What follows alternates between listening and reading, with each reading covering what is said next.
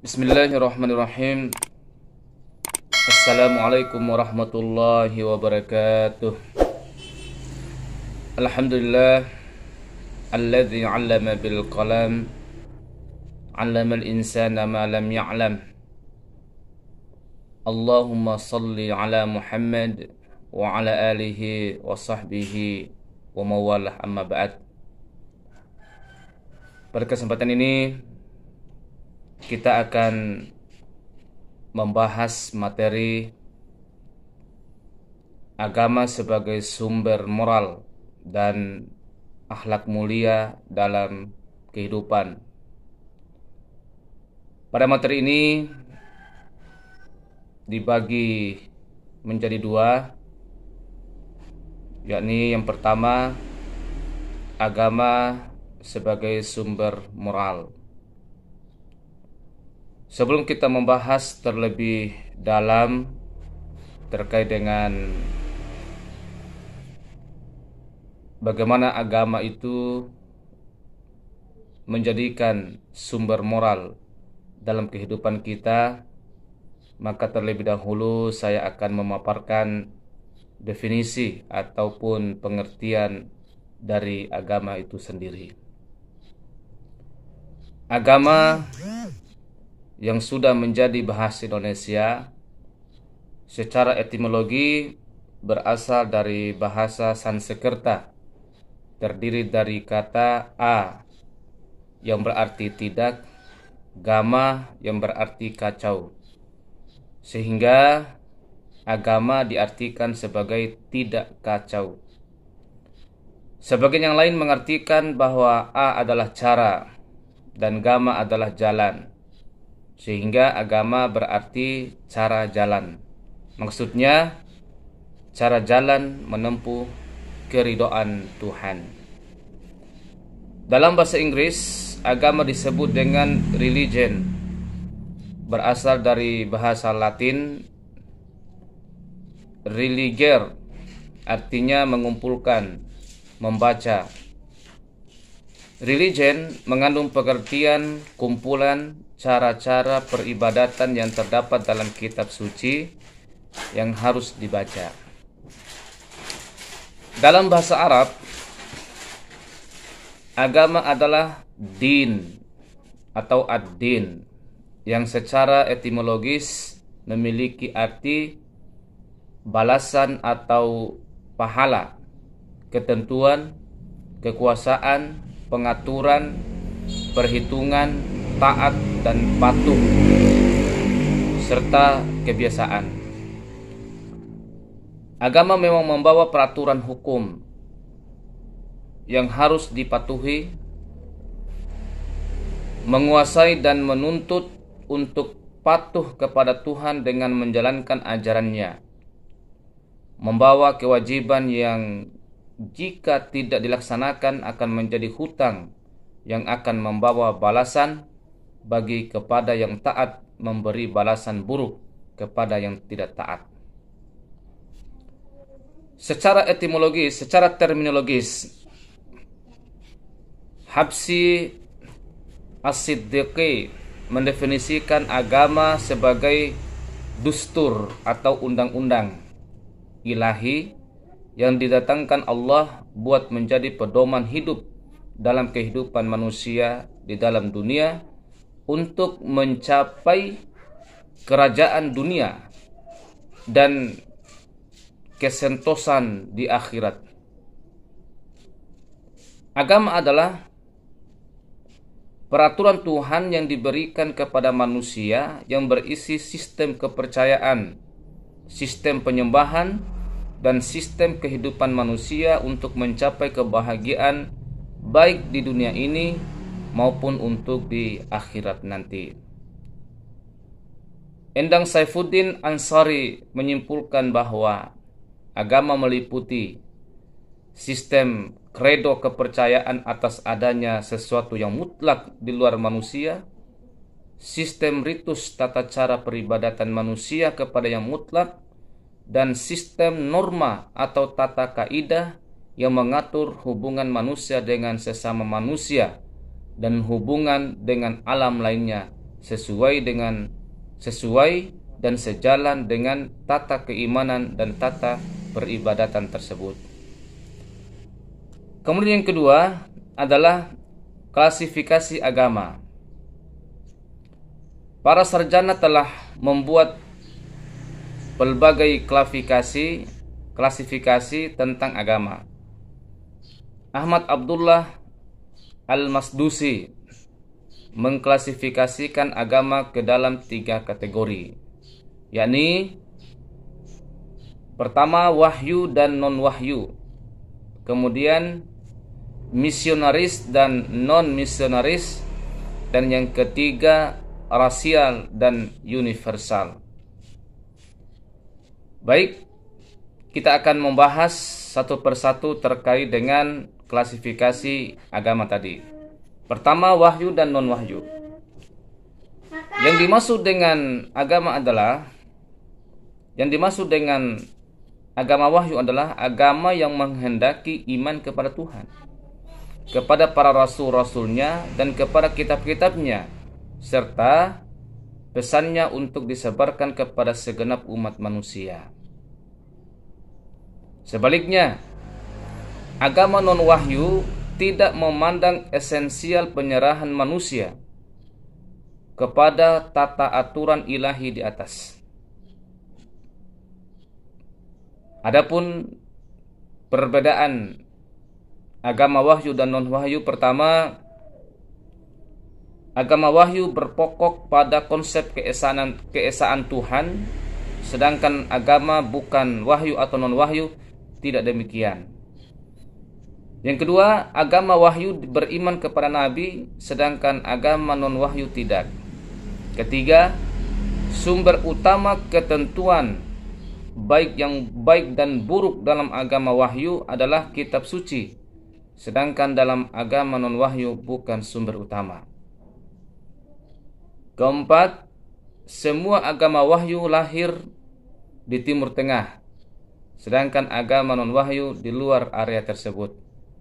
Kelima, agama wahyu timbul di daerah-daerah yang secara historis di bawah pengaruh ras Semitik, walaupun kemudian menyebar luas keluar area pengaruh ras Semitik. Sedangkan agama non-wahyu lahir di luar wilayah pengaruh ras Semitik.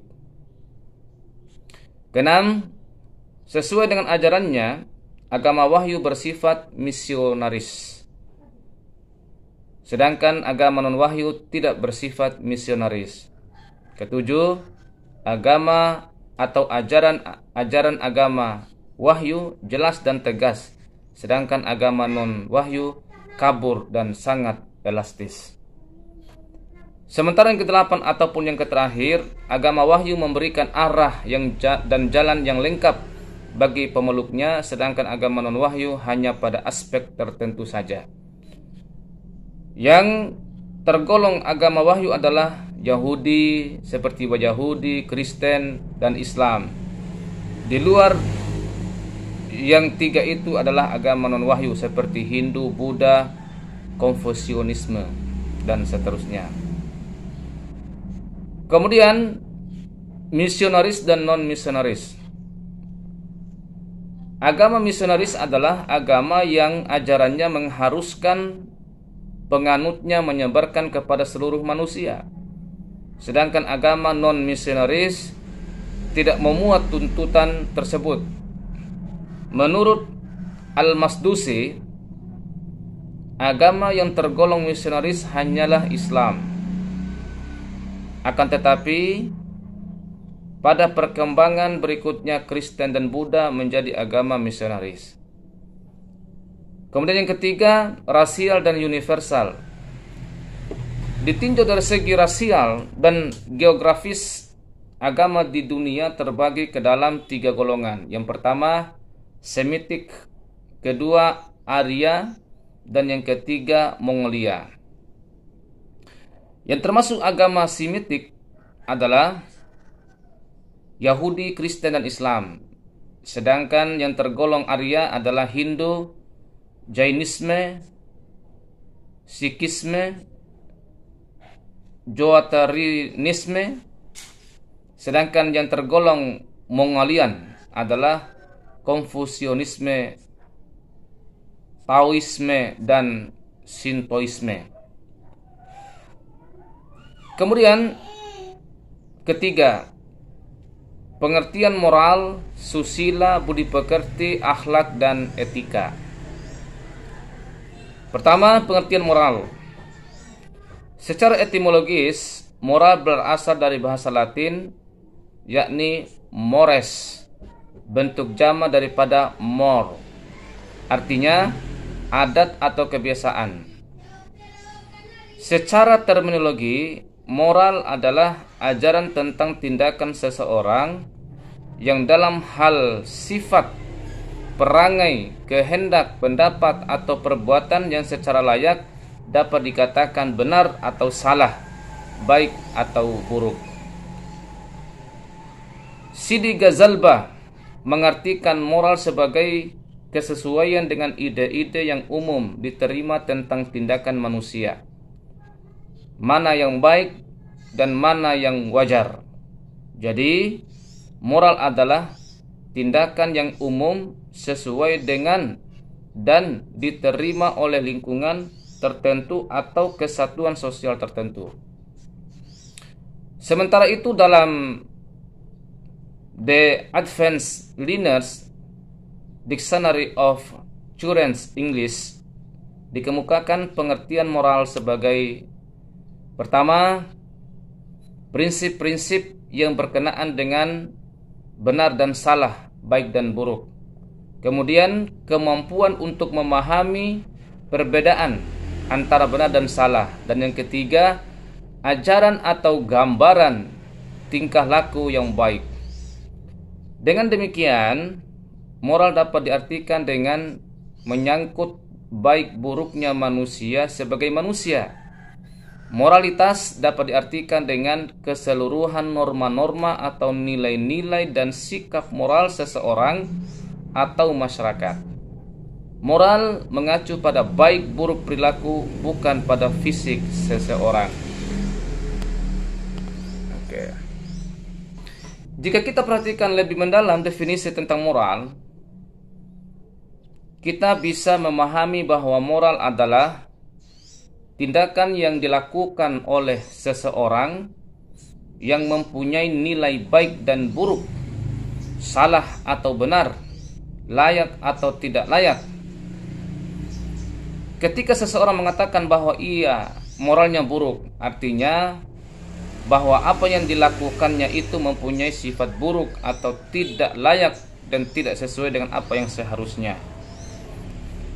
Sebaliknya, kalau dikatakan ia moralnya baik, berarti apa yang dikatakannya itu mempunyai nilai baik karena sesuai dengan ketentuan umum dan layak untuk dilakukan. Selanjutnya terkait dengan masalah moral adalah kesadaran yang disebut dengan kesadaran moral. Kesadaran moral adalah pengetahuan bahwa ada yang baik dan ada yang buruk, yang dengan pengetahuannya ia memilih untuk melakukan suatu perbuatan tanpa ada paksaan dari siapapun. Suatu perbuatan itu bisa dikategorikan baik dan buruk atau buruk jika perbuatan itu dilakukan secara sadar atau karena punya kesadaran moral. Orang yang melakukan suatu perbuatan tanpa ada kesadaran, maka perbuatan itu tidak bisa dikategorikan baik atau buruk. Misalnya, seseorang anak kecil yang mengambil kotoran ayam ketika disodorkan kepadanya, maka perbuatan si anak itu tidak bisa dianggap buruk karena anak itu belum punya kesadaran tentang baik dan buruk. Atau seperti orang gila, perbuatannya itu tidak bisa dikategorikan atau dikatakan baik atau buruk karena ia tidak sadar. Karena itulah orang gila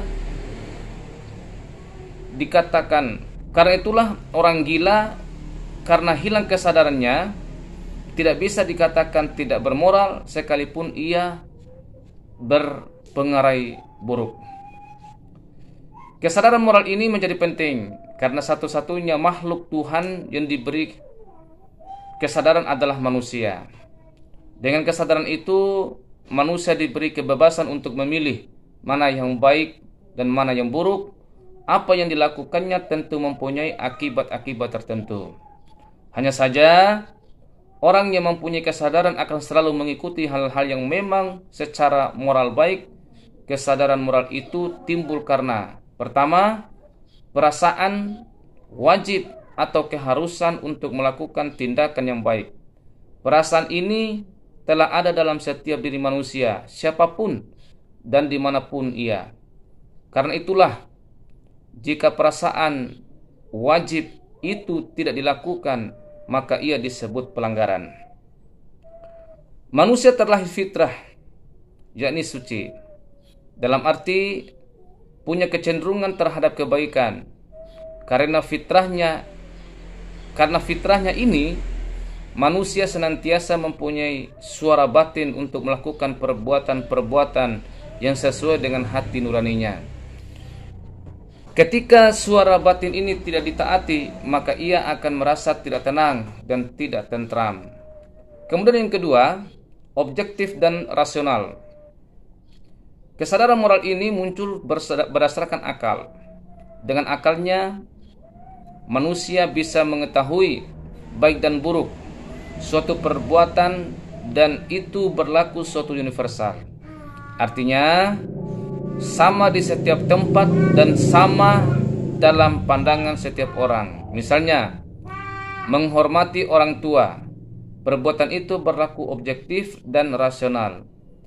Perbuatan hormat kepada orang tua mempunyai nilai yang baik di semua tempat dan semua kebudayaan. Dan semua akal manusia menerima bahwa perbuatan itu memanglah perbuatan yang baik. Kemudian yang kedua adalah pengertian susila dan budi pekerti. Secara etimologis, kata susila berasal dari bahasa Sanskerta yaitu su dan sila. Su berarti baik, bagus, dan sila berarti dasar, prinsip, peraturan hidup atau norma. Secara terminologi, susila adalah aturan-aturan hidup yang baik. Orang yang susila adalah orang yang berkelakuan baik, sedangkan orang yang asusila adalah orang yang berkelakuan buruk. Susila biasanya bersumber pada adat yang berkembang di masyarakat setempat tentang suatu perbuatan itu, tabu atau tidak tabu, layak atau tidak layak. Dengan demikian, susila menunjuk pada arti perilaku baik yang dilakukan seseorang. Sementara budi pekerti merupakan kata majemuk dari kata budi dan pekerti. Kata budi berasal dari bahasa Sanskerta yang berarti sadar dan menyadarkan, alat kesadaran. Sementara budi secara istilah adalah yang ada pada manusia yang berhubungan dengan kesadaran yang didorong oleh akal. Sementara pekerti, apa yang terlihat pada manusia karena didorong oleh perasaan. Budi pekerti adalah perpaduan dari hasil akal dan rasa yang berwujud pada karsa dan tingkah laku manusia. Selanjutnya, kata susila sering disempitkan artinya menjadi sopan, beradab, baik budi bahasanya. Tidak salah memang, karena susila menyangkut pula kesopanan dan keadaban. Hanya saja yang termasuk ke dalam susila itu bukan hanya sopan dan beradab serta halus tutur katanya, itu hanya sebagiannya saja. Kemudian yang ketiga adalah pengertian akhlak. Akhlak berasal dari bahasa Arab akhlakun, yang merupakan bentuk jama atau plural dari khulukun. Secara bahasa, akhlak mempunyai arti tabiat, perangai, kebiasaan atau karakter. Menurut kamus Al-Munjid, kata akhlak mempunyai akar yang sama dengan kata khalqun, kejadian, khaliqun, pencipta, dan makhlukun, yang diciptakan. Dalam arti bahasa, akhlak sering disinonimkan dengan moral atau etika. Berdasarkan arti akhlak secara bahasa, arti istilah akhlak yang dikemukakan oleh para ulama juga mengacu pada masalah tabiat dan kondisi batin yang mempengaruhi perilaku manusia. Kemudian mari kita bahas pengertian akhlak secara istilah dari sebagian para ulama. Ahmad Amin dalam kitabnya Al-Akhlaq mendefinisikan bahwa akhlak sebagai kehendak yang biasa dilakukan. Artinya, segala sesuatu kehendak yang terbiasa dilakukan disebut akhlak. Ibnu Maskawi dalam kitabnya Tahzib Al-Akhlaq wa Tathhirul A'raq mendefinisikan akhlak sebagai keadaan jiwa seseorang yang mendorong untuk melakukan perbuatan-perbuatan tanpa melalui pemikiran dan pertimbangan sebelumnya. Dan Imam Al-Ghazali dalam kitabnya Ihya Ulumuddin mendefinisikan akhlak sebagai segala sifat yang tertanam dalam hati, yang menimbulkan kegiatan-kegiatan dengan ringan dan mudah tanpa memerlukan pemikiran sebagai pertimbangan.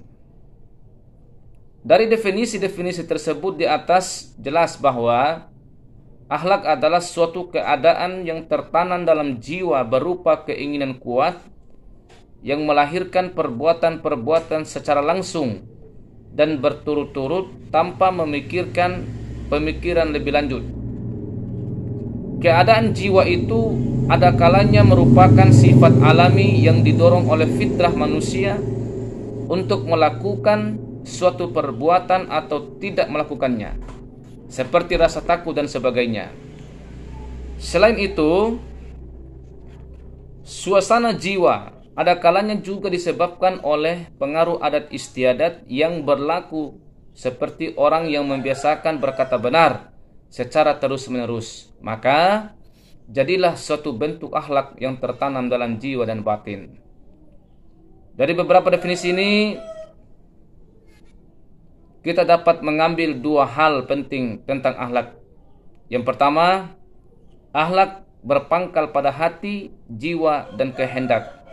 Dan yang kedua, akhlak merupakan perwujudan perbuatan sebagai kebiasaan, bukan perbuatan yang dibuat-buat, tetapi sewajarnya.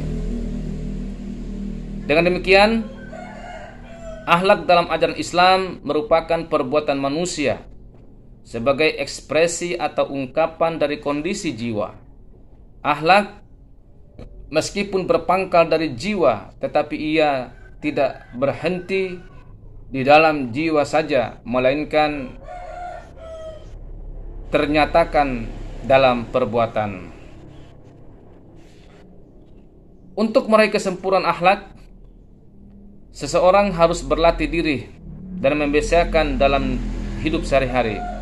Seseorang harus berlatih dan membiasakan diri berpikir dan berkehendak baik, serta membiasakan pemikiran dan kehendak baiknya itu dipraktikkan dalam wujud perbuatan dalam kehidupan sehari-hari. Dengan cara demikian, seseorang akan meraih kesempurnaan akhlak. Sebab akhlak seseorang bukanlah tindakan yang direncanakan pada saat-saat tertentu. Namun, akhlak merupakan keutuhan kehendak dan perbuatan yang melekat pada jiwa seseorang yang tampak pada perilakunya sehari-hari. Kemudian yang terakhir adalah pengertian etika. Etika secara etimologis atau berdasarkan asal usul kata berasal dari bahasa Yunani, yaitu ethos, yang berarti watak, kesusilaan atau adat. Secara istilah,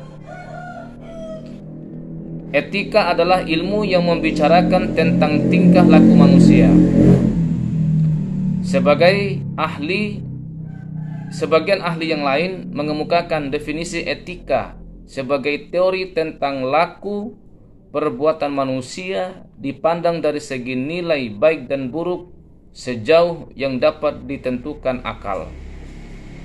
Ahmad Amin misalnya mengartikan etika adalah ilmu yang menjelaskan arti baik dan buruk, menerangkan apa yang seharusnya dilakukan manusia, menyatakan tujuan yang harus dituju oleh manusia di dalam perbuatan mereka, dan menunjukkan jalan untuk melakukan apa yang seharusnya diperbuat.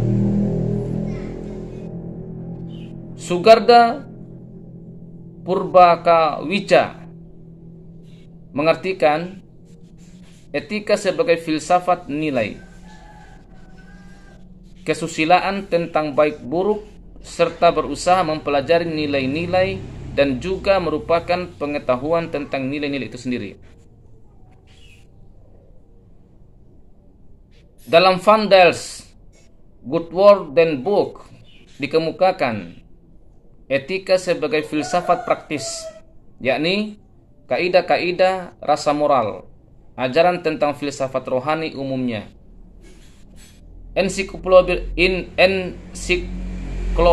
Winker mendefinisikan etika sebagai bagian dari filsafat yang memperkembangkan teori tentang tindakan, dalil-dalilnya, dan tujuan yang diarahkan kepada makna tindakan.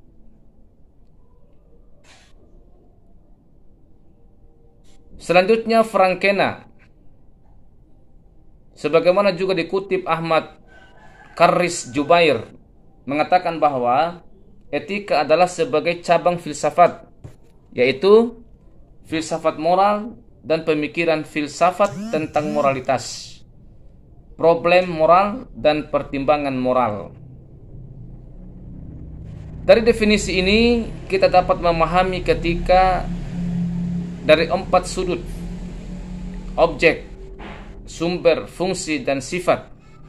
Pertama, dilihat dari objek pembahasannya. Etika berupaya membahas perbuatan yang dilakukan oleh manusia. Perbuatan manusia itu sendiri yang menjadi objek etika ada 2, yakni pertama, perbuatan-perbuatan yang timbul dari seseorang yang dilakukannya dengan sengaja dan dia sadar saat melakukannya. Kemudian yang kedua, perbuatan-perbuatan yang timbul dari seseorang yang tidak dikehendakinya dan tidak sadar bahwa dia melakukannya, tetapi dapat diikhtiarkan perjuangannya untuk melakukan atau tidak melakukannya di waktu dia sadar. Kemudian yang kedua adalah dilihat dari segi sumbernya. Etika bersumber pada akal pikiran atau filsafat. Karena itu, etika merupakan hasil dari pergumulan akal dalam upaya memahami perbuatan manusia dari sudut nilai baik, buruk, benar, salah, layak, tidak layak, sesuai dengan kemampuan penelitian akal manusia. Selain itu, etika dalam penyusunan teori-teorinya juga memanfaatkan berbagai ilmu yang membahas perilaku manusia seperti antropologi, psikologi, sosiologi, ilmu politik, ilmu ekonomi, dan sebagainya. Hal ini memungkinkan karena berbagai ilmu yang disebutkan itu memiliki objek pembahasan yang sama dengan etika, yakni perbuatan manusia. Kemudian yang ketiga adalah dilihat dari segi fungsinya. Etika berfungsi sebagai penilai, penentu, dan penetap terhadap suatu perbuatan yang dilakukan oleh manusia, yaitu apakah perbuatan tersebut akan dinilai baik, buruk, mulia, terhormat, hina, dan sebagainya. Dengan demikian, etika lebih berperan sebagai konseptor terhadap sejumlah perilaku yang dilaksanakan oleh manusia. Peranan etika dalam hal ini tampak sebagai wasit atau hakim, dan bukan sebagai pemain. Ia merupakan suatu konsep atau pemikiran mengenai nilai-nilai untuk digunakan dalam menentukan posisi atau status perbuatan yang dilakukan manusia. Etika lebih mengacu kepada pengkajian sistem nilai-nilai yang ada. Kemudian yang keempat atau yang terakhir, dilihat dari segi sifatnya. Etika bersifat relatif, karena etika bersumber dari akal, sedangkan akal manusia tidak sama. Maka etika yang dihasilkan oleh seseorang bukanlah sebuah kebenaran mutlak yang wajib diikuti oleh yang lainnya. Di samping itu, karena pemikiran manusia atau apa yang dihasilkan oleh akal dipengaruhi oleh situasi dan kondisi, maka etika bisa berubah-ubah sesuai dengan perubahan situasi dan tempat. Dengan demikian, etika merupakan sebuah ilmu pengetahuan sebagaimana ilmu-ilmu pengetahuan lainnya seperti sosiologi, antropologi, dan psikologi. Etika sebagai sebuah ilmu sama dengan ilmu akhlak, yakni kajian tentang laku perbuatan manusia dari segi baik dan buruk, harus dilakukan dan tidak boleh dilakukan berdasarkan akal. Hanya saja ilmu akhlak dan etika Islam tidak hanya bersumber pada akal, melainkan pula yang terpenting adalah bersumber dari Al-Quran dan Al-Hadis. Hubungan moral, susila, budi pekerti, akhlak, dan etika. Jika kita memperhatikan semua uraian tentang moral, susila, budi pekerti, akhlak, dan etika, maka kita bisa menyimpulkan bahwa dari segi fungsinya semuanya berfungsi sebagai pengarah atau penunjuk agar seseorang mengetahui mana perbuatan yang baik dan mana perbuatan yang buruk. Dengan itu, manusia diharapkan senantiasa melakukan perbuatan-perbuatan yang baik agar tercipta sebuah masyarakat dengan warganya yang baik, sopan. Kemudian dari sisi sumber, etika bersumber pada rasio, sedangkan akhlak bersumber pada Al-Quran dan hadis. Sementara rasio hanya pendukung terhadap apa yang telah dikemukakan oleh Al-Quran dan hadis. Sementara moral dan susila atau budi pekerti umumnya berdasarkan pada ketentuan dan kebiasaan umum yang berlaku di masyarakat. Selain itu, etika, ilmu akhlak bersifat teoritis, sementara moral, susila, akhlak lebih bersifat praktis. Artinya, moral itu berbicara soal mana yang baik dan mana yang buruk. Susila berbicara mana yang tabu dan mana yang tidak tabu. Akhlak berbicara soal baik buruk, benar salah, layak tidak layak. Sementara etika lebih berbicara kenapa perbuatan itu dikatakan baik atau kenapa perbuatan itu dikatakan buruk. Etika menyelidiki, memikirkan, dan mempertimbangkan tentang yang baik dan buruk. Moral menyatakan ukuran yang baik tentang tindakan itu dalam kesatuan sosial tertentu. Moral itu hasil dari penelitian etika. Akhlak karena bersumber pada wahyu, maka ia tidak bisa berubah. Akhlak dalam Islam bersifat tetap dan tidak bisa diubah-ubah oleh pemikiran manusia.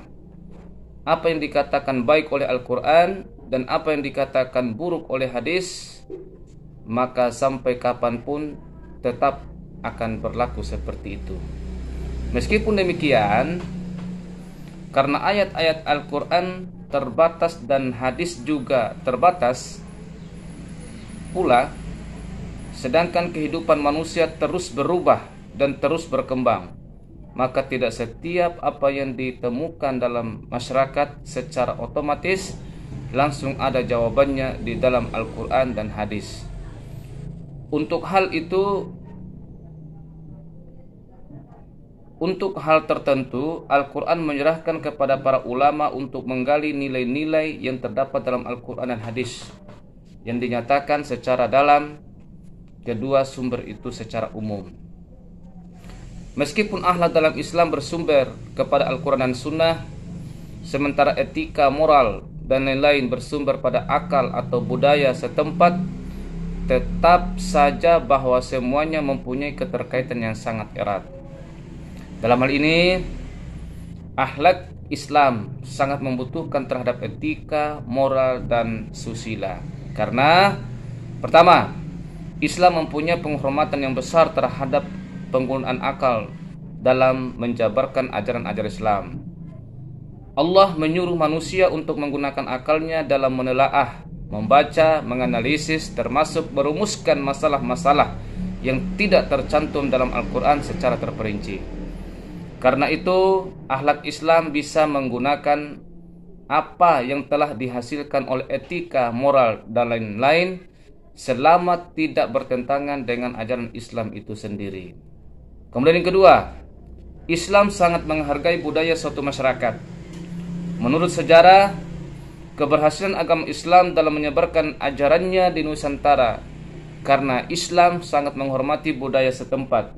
Bahkan budaya setempat bisa dijadikan sumber hukum selama budaya itu tidak menyimpang.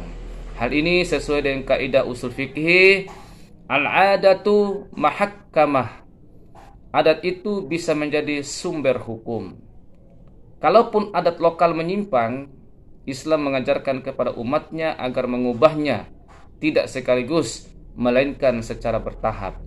Allah Subhanahu wa taala berfirman pada surah An-Nahl ayat 125, "Ud'u ila sabili rabbika bil hikmati wal mau'izatil hasanah wajadilhum billati hiya ahsan. Inna rabbaka huwa a'lamu biman dhalla an sabilih wa huwa a'lamu bil muhtadin." Serulah manusia ke jalan agama Tuhanmu dengan kebijaksanaan dan pengajaran yang baik, dan berbantahlah atau berdebatlah dengan mereka dengan ajaran yang baik pula. Ayat tersebut menjelaskan kepada kita agar kita mengajak manusia kepada kebenaran itu dengan cara yang hikmah. Termasuk ke dalam makna hikmah adalah cara menyampaikan yang tidak menyakitkan orang yang didakwahinya dengan cara bertahap sesuai dengan kemampuan objek dakwah dan dilakukan tidak sekaligus. Ayat ini juga mengidentifikasikan keharusan memahami kondisi sosial kultur masyarakat, termasuk tradisi yang diwarisinya. Selama adat ini tidak bertentangan dengan prinsip-prinsip syara', maka ia bisa menjadi bagian yang harus kita laksanakan, termasuk perihal akhlak.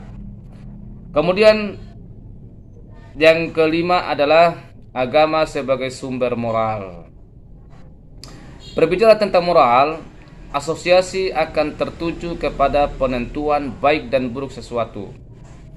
Dengan apakah seseorang menentukan sesuatu itu baik atau buruk? Dengan rasio atau tradisi atau lainnya? Aliran rasionalisme berpendapat bahwa rasiolah yang menjadi sumber moral, bukannya yang lain-lain. Yang menentukan baik dan buruknya sesuatu adalah akal pikiran manusia semata. Plato, Aristoteles, Spinoza, Hegel, dan sebagainya dapat dikategorikan filosof yang beraliran ini. Aliran hedonisme berpendapat bahwa sumber kebaikan dan keburukan adalah kebahagiaan. Sesuatu dikatakan baik jika mendatangkan kebahagiaan, dan sebaliknya, sesuatu dikatakan buruk jika mendatangkan keburukan. Kebahagiaan yang dimaksud adalah kebahagiaan individu. Aliran ini disebut egoistik hedonisme. Aliran ini antara lain digagas oleh Epicurus. Ada lagi aliran hedonisme universal yang berpandangan bahwa kebaikan dan keburukan diukur oleh kebahagiaan. Tetapi kebahagiaan menurut kebanyakan orang yang merasakannya.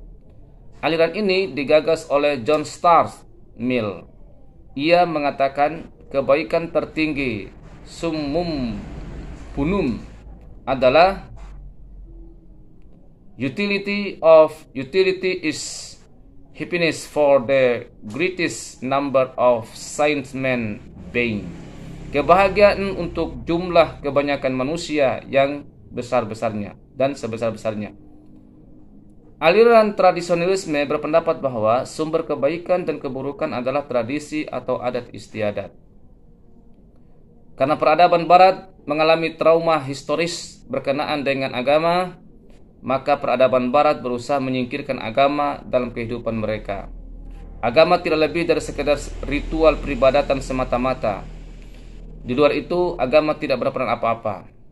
Sumber utama moral adalah akal dengan variasi yang berbeda satu sama lain. Karena akal manusia terbatas dan relatif, manusia modern kehilangan pegangan mutlak. Dalam kondisi demikian, ia mengalami krisis moral yang dalam bentuknya yang ekstrim berakhir dengan bunuh diri. Dalam hubungannya dengan ini, Muhammad Qutb menulis, janganlah kita mudah tertipu oleh gagasan yang canggih dan tidak tahu persoalan yang sebenarnya, sebab panjang moral telah diputuskan ikatannya dengan akidah terhadap Allah, maka tidak akan kokoh atau kuat berpijak di muka bumi ini serta memiliki tempat bergantung terhadap akibat-akibat yang menggiringnya. Atas dasar itulah, maka agama memiliki peranan penting dalam usaha menghapus krisis moral terhadap dengan tersebut dengan menjadikan agama sebagai sumber moral. Allah Subhanahu wa taala telah memberikan agama sebagai pedoman dalam menjalani kehidupan ini agar mendapat kebahagiaan sejati. Salah satunya adalah pedoman moral. Melalui kitab suci dan para rasul, Allah telah menjelaskan prinsip-prinsip moral yang harus dijadikan pedoman oleh umat manusia. Dalam konteks Islam, moral adalah Al-Quran dan hadis. Mukti Ali, mantan Menteri Agama, pernah mengatakan, agama menurut kami antara lain memberi petunjuk bagaimana moral itu harus dijalankan. Agamalah yang memberikan hukum-hukum moral, dan karenanya agamalah sanksi terakhir bagi semua tindakan moral. Sanksi agamalah yang membantu dan mempertahankan cita-cita etik. Hamka mengatakan bahwa agama ibarat tali kekang, yaitu tali kekang dari pengumbaran pikiran yang liar atau binal, tali kekang dari pengumbaran hawa nafsu yang angkara murka, tali kekang daripada ucap dan perilaku yang keji dan biadab.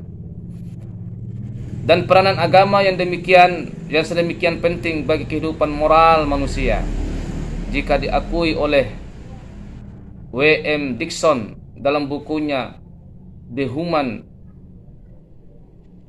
Situation, antara lain ia mengatakan bahwa agama betul atau salah dengan ajarannya percaya kepada Tuhan dan kehidupan akhirat yang akan datang dalam keseluruhannya. Kalau tidak satu-satunya, paling sedikit kita boleh percaya merupakan dasar yang paling kuat bagi moral. Dengan mundurnya agama dan sanksi-sanksinya, maka menjadi masalah yang sangat mendesak. Apakah yang bisa mengganti agama itu? Apakah pembantu etika yang mempunyai kekuatan yang sama? Kalau memang ada yang mempunyai kekuatan yang bisa menggantikannya. Menurut kesimpulan A.H. Muhaimin dalam bukunya Cakrawala Kuliah Agama, bahwa ada beberapa hal yang patut dihayati dan penting dari agama, yaitu agama itu mendidik manusia menjadi tentram, damai, tabah, dan tawakal, ulet, serta percaya diri pada diri sendiri. Kemudian agama itu dapat membentuk dan mencetak manusia menjadi berani berjuang menegakkan kebenaran dan keadilan dengan kesiapan mengabdi dan berkorban, serta sadar, enggan dan takut untuk melakukan pelanggaran yang menjurus kepada dosa dan noda. Kemudian yang ketiga, agama memberi sugesti kepada manusia agar dalam jiwanya tumbuh sifat-sifat mulia dan terpuji, menyantun, toleransi, dan manusiawi. Al-Quran yang menjadi sumber pokok dalam ajaran Islam merupakan pedoman dan sumber akhlak bagi manusia. Pada dasarnya Al-Quran merupakan petunjuk bagi semua manusia, hudal linnas, pembeda antara yang baik dan yang buruk, benar dan salah. Di dalam Al-Quran surah Al-Baqarah ayat 185 dikatakan, Syahrul Ramadan alladzi unzila fihi al-Qur'anu hudal linnasi wa bayyinatin minal huda wal furqan. Pada bulan Ramadan yang diturunkan Al-Quran pada bulan itu untuk petunjuk bagi manusia dan beberapa keterangan dari petunjuk dan pembeda antara yang hak dan yang batil. Dalam ayat lain dikatakan surah Al-Baqarah ayat 2, Dzalikal kitabu la raiba fihi hudal lil muttaqin. Kitab itu atau Al-Quran tidak ada keraguan padanya, jadi petunjuk bagi orang-orang yang bertakwa. Fazlur Rahman mengatakan bahwa Al-Quran merupakan sumber etika dan moral. Bahkan menurut kajiannya Al-Quran lebih banyak berbicara mengenai moral, etika dalam pengertian praktis, dan etika ini tidak terbatas pada hubungan manusia dengan Tuhan, melainkan manusia dengan manusia dalam pelbagai bidang kehidupan, sosial, politik, ekonomi, dan lain-lain. Ia mengatakan, kami telah berulang kali menekankan bahwa dasar Al-Quran adalah ajaran moral, dan kami telah menunjukkan ide-ide tentang keadilan sosial dan ekonomi yang secara langsung mengikutinya dalam Al-Quran. Demikian halnya dengan sunnah, sama halnya dengan Al-Quran. Sunnah pun merupakan sumber utama moral setelah Al-Quran. Sunnah adalah segala hal yang disandarkan kepada Rasulullah, baik berupa ucapan, perbuatan maupun perilaku. Termasuk ke dalam sunnah adalah hal yang berkaitan dengan akhlak Rasulullah. Sunnah sebagai sumber akhlak setelah Al-Quran ditegaskan oleh Al-Quran sendiri sebagaimana terdapat pada surah Al-Ahzab ayat 21. Laqad kana lakum fi Rasulillahi uswatun hasanah liman kana yarjullaha wal yawmal akhir wa dzakarallaha katsira.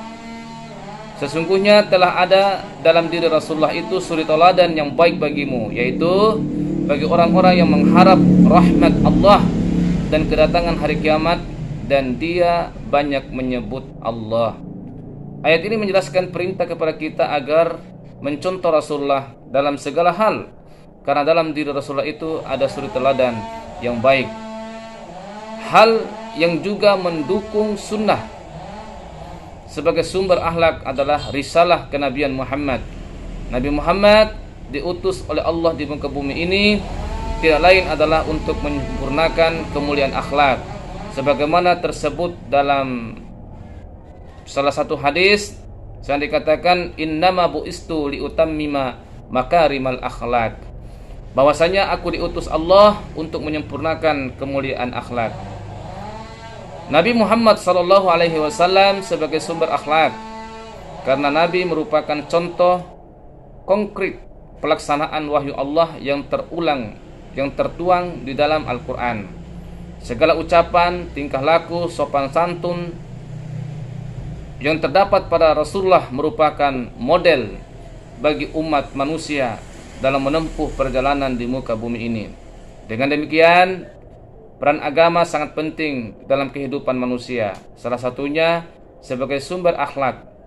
Agama yang diyakini sebagai wahyu dari Tuhan sangat efektif dan memiliki daya tahan yang kuat dalam mengarahkan manusia agar tidak melakukan tindakan amoral. Berbeda dengan akal manusia yang tidak memiliki daya tekan karena sifatnya yang relatif, sehingga moral yang dihasilkannya akan mengalami perubahan seiring dengan perubahan waktu dan tempat. Hal ini dirasakan oleh manusia modern, di mana akhlak yang ditentukan oleh akal telah membuat manusia modern kehilangan arah, orientasi hidup dan tujuan luhur sebagai manusia yang diciptakan. Karena itu, menempatkan agama pada posisi semula bisa menjadi penawar kebingungan manusia modern. Moral yang bersumber agama bersifat mutlak, permanen, eternal, dan universal. Ia tidak tunduk kepada ruang dan waktu. Nilai-nilai moral dalam Islam berlaku untuk semua orang dan semua tempat tanpa memandang latar belakang etnis, kesukuan, kebangsaan, dan sosio-kultural, serta lingkungan geografis mereka. Karena sifatnya yang eternal tersebut, maka moral Islam menjadi pijakan dan pedoman.